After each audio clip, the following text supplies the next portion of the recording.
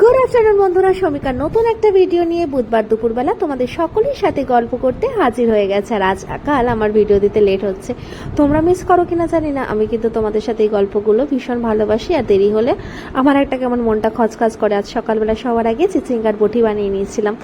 আর তারপরে দেখো ফ্রিজ থেকে আল মাছ আর ভেটকি মাছের ফিলে যেগুলো বাবা কিনে এনেছিল রোববার, সেগুলো নামিয়ে নিয়েছিলাম।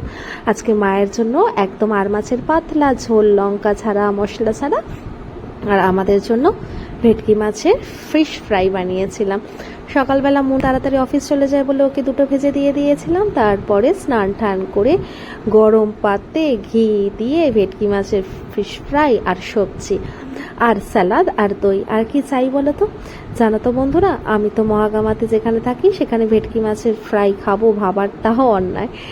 তাই জন্য আমি আগে থেকেই যখনই আসি বাবাকে বলে রাখি, যদি পাও তাহলে এই মাছটার ফ্রাই খাবো, বাজার থেকে নিয়ে এসো। তো আজকে অনেক দিন বাদে এই মাছটার ফ্রাই খাচ্ছি।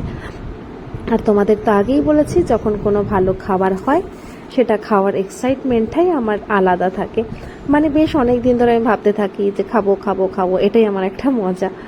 যাই হোক, তোমাদের আর কার এরকম ফিলিংস হয় খাবার নিয়ে আমাকে সাথে শেয়ার করতে ভুলো না।